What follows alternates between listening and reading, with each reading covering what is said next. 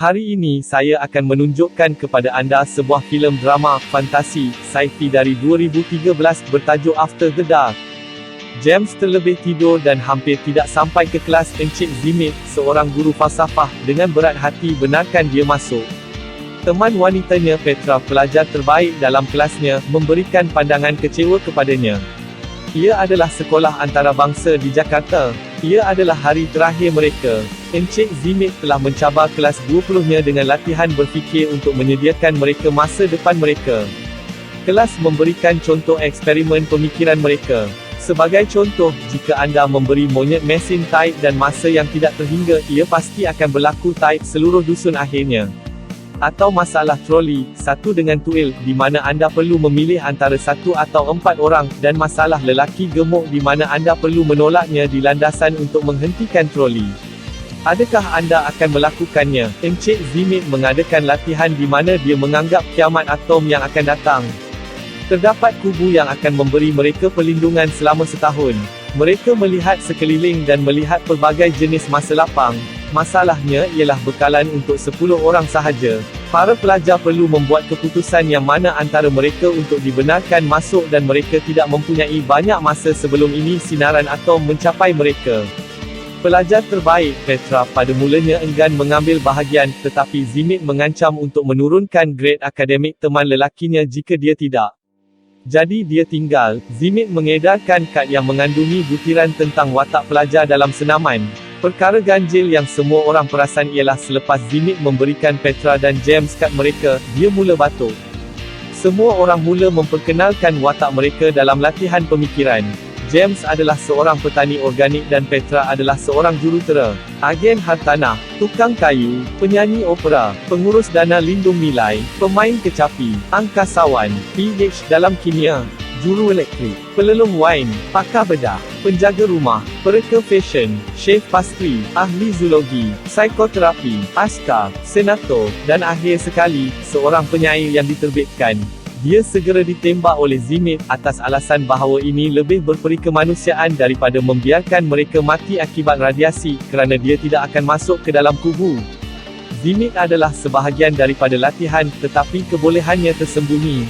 Para pelajar mempertahankan hak mereka untuk memasuki bunker, kemudian berlaku undian kumpulan selepas perbincangan. Tempat terakhir ialah antara Zimit dan penyanyi opera. Zimit mendapat tempat itu. Dalam senario hipotetikal mereka mengambil masa 5 minit untuk mengucapkan selamat tinggal, dan di dalam bilik darjah mereka mengalihkan meja untuk duduk bersama yang terselamat dan yang terbiar. Mereka mendengar bunyi tembakan. Zimit telah membunuh semua orang yang tidak mendapat tempat di bunker. Kumpulan itu terkejut. Petra berbisik kepada James bahawa dia tidak mahu dia di dalam kubu. James merangka rancangan di mana semua orang, sebelum masuk ke bunker, mengumpulkan beberapa tumbuhan. Walaupun semua orang dipisahkan, dia pergi ke setiap daripada mereka secara bergilir dan memberitahu mereka bahawa mereka akan melakukannya bertemu di bunker. Selepas beberapa ketika, Zimit menyedari perkara ini. Mereka melumpuhkan 4 kekunci luaran dan menutup bunker sementara Zimit berada di luar. Di dalam, mereka melihat apa yang akan mereka kerjakan tahun depan. Taman buatan, katil siang, apa sahaja untuk melegakan kemurungan. James bertemu Petra kemudian di atas katil dan memberitahu dia boleh melalui apa sahaja dengannya. Apabila James tertidur, Petra pergi untuk memeriksa Zimit. Di luar, Zimit memegang sehelai kertas yang mengatakan hanya dia yang mempunyai kod keluar. Kumpulan itu tidak pasti sama ada apa yang ditulisnya itu benar atau tidak. Mereka perlu hidup selama setahun untuk mencari jawapan kepada perkara ini. Kumpulan itu tinggal di bunker dan melakukan beberapa tugas biasa di sana. Kehidupan mereka tidak memuaskan dan menderita. Petra masih memeriksa tubuh Zimit dari semasa ke semasa. Dia kelihatan sedih. Ia bukan apa yang anda panggil tahun syurga. Mereka tertanya-tanya sama ada penghujung ujian pertama mereka akan menjadi permulaan mereka yang seterusnya. Selepas bertahan setahun di bunker, mereka yang terselamat mendapati bahawa kod keluar adalah perlu. Semua percubaan untuk keluar dari bunker adalah sia-sia. Bekalan mereka sudah habis. Mereka semua berakhir sendiri. Latihan pemikiran adalah awal. Kad Zimit ialah pembina bunker, jadi dia seorang sahaja yang mempunyai kod itu. Mereka memutuskan untuk mencuba latihan itu sekali lagi. Mereka masih mempunyai bunker dan masih mempunyai kiamat. Semasa semua orang terganggu, Zimit berlari masuk dan mengambil pistol. Petra mengambil perhatian. Ternyata kad yang diedarkan sebelum ini mengandungi butiran kedua yang berubah undian. James, seorang petani organik yang homoseksual, diterima. Pakar bedah yang sebelum ini diluluskan mungkin kini dijangkiti virus Ebola dan sedang ditolak. Dia memarahi Zimit dan memanggil logiknya karut. Pengurus dana lindung nilai mengembara dengan beg emas dan diterima. Bonusnya dia perempuan dan boleh bawa anak. Tukang kayu tidak subur, tetapi tetap masuk. Petra juga seorang jurutera elektrik. Juru elektrik mempunyai penyakit yang sangat jarang berlaku dan ditolak.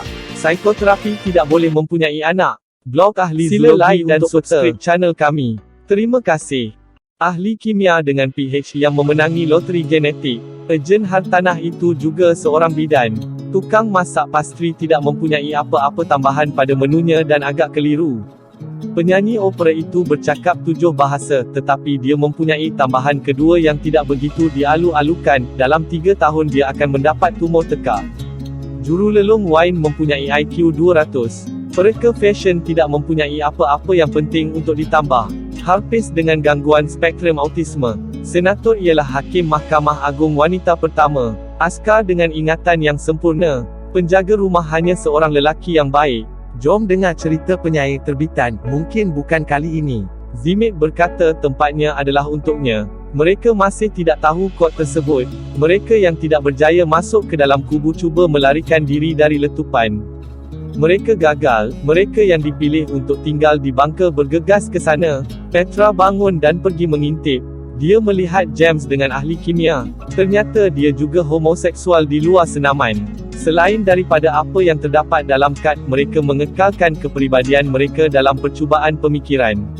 Petra agak kecewa. Kumpulan itu membincangkan bagaimana mereka akan berkumpul untuk membiak. Oleh kerana tukang kayu itu tidak subur, dia disingkirkan. Begitu juga ahli kimia dan James.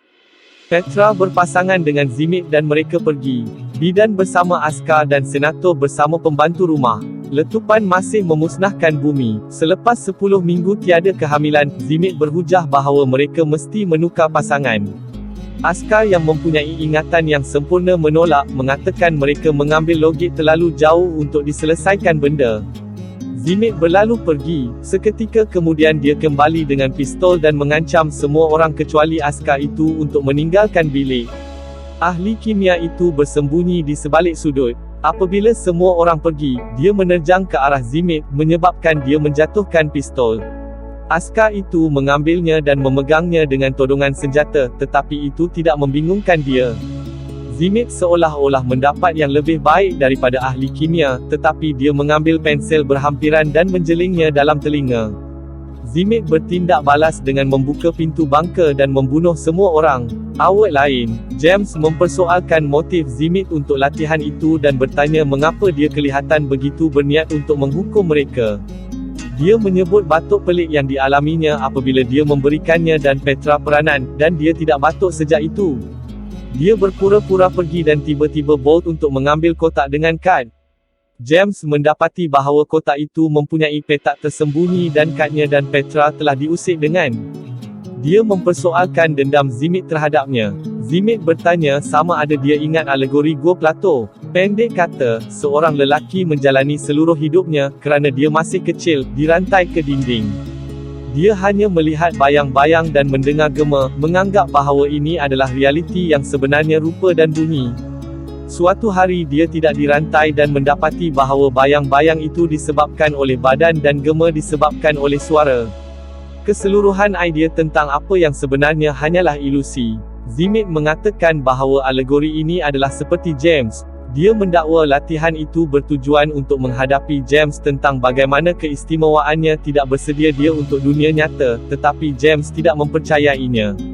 Mengapa menjadikannya seorang petani? Dia boleh menjadi sesuatu yang tidak berguna, seperti kedai bunga. Petra menegaskan bahawa latihan itu dilakukan kali ketiga. Kali ini James akan menjadi penjual bunga.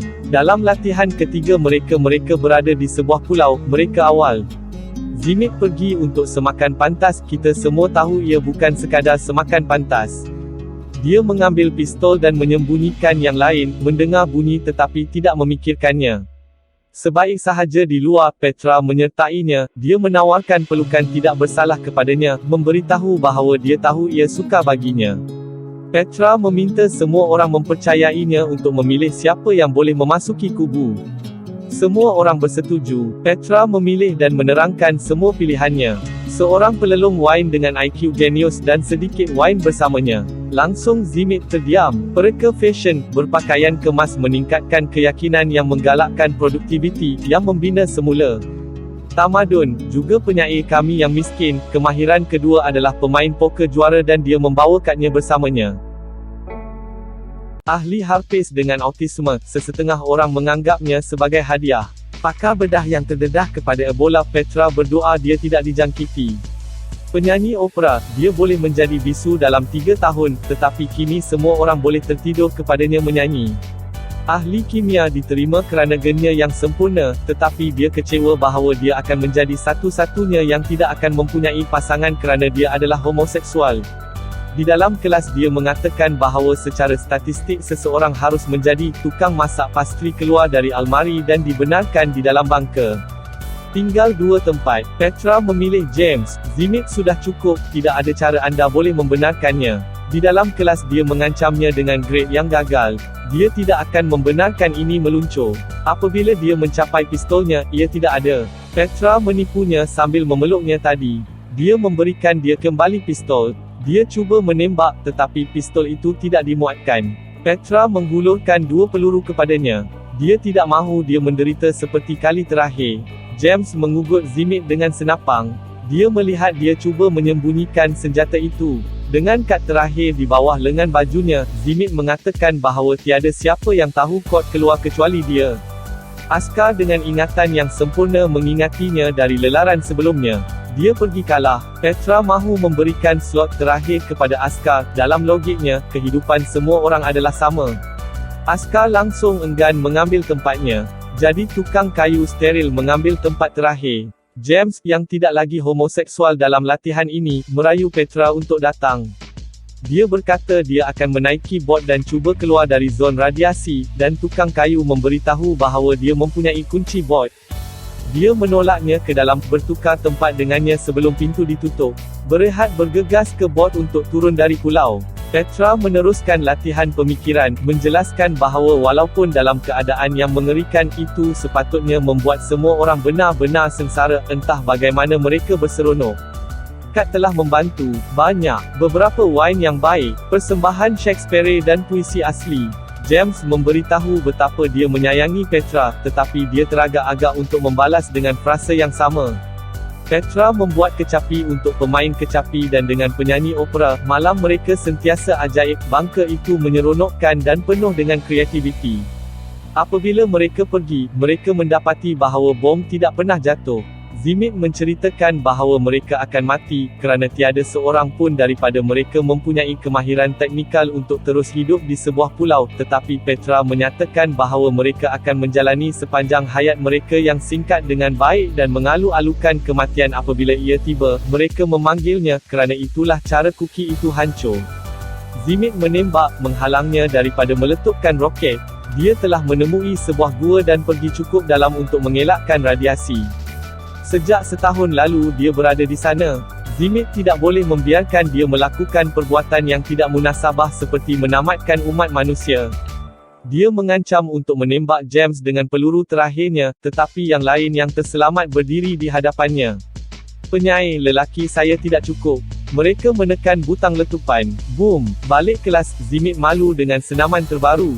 Kilas balik kepada Carpenter. Dia menjalankan latihan pemikiran kecilnya sendiri. Seorang lelaki dengan 6 wanita semuanya untuk dirinya sendiri. Selepas disoal siasat, apa yang berlaku kepada 3 lelaki lain, dia menerangkan ejen hartanah lemas. Penjaga rumah diserang barakuda. Juru elektrik telah lari masuk dengan pokok palma. Menjadi tidak subur tidak bermakna peluang untuk beranak adalah kosong. Apa gunanya hidup jika anda tidak boleh melakukan beberapa latihan yoga berpasangan? Ahli kimia memberinya pujian. Pada akhir sesi, semua orang pergi kecuali Petra. Dia melangkah keluar dan menuduh Zimit cuba menggunakan latihan itu untuk menghukum James. Zimit telah menjalinkan hubungan sulit dengan Petra, dan dia percaya James berada di bawahnya. Petra berhujah bahawa kecerdasan bukanlah yang penting. Dia suka James. Petra memberi Zimit ciuman terakhir dan pergi. Filem ini berakhir dengan Zimit bersendirian di sekolah, menjalankan banyak latihan pemikiran dengan dirinya sendiri, sambil dia berfikir untuk menamatkan semuanya. Terima kasih kerana menonton. Langgan jika anda ingin melihat lebih banyak video seperti ini. Sokongan anda sangat diperlukan untuk channel ini terus beroperasi. Sila layari peti deskripsi channel ini untuk beri sokongan anda. Sila like dan subscribe channel kami. Selamat menonton.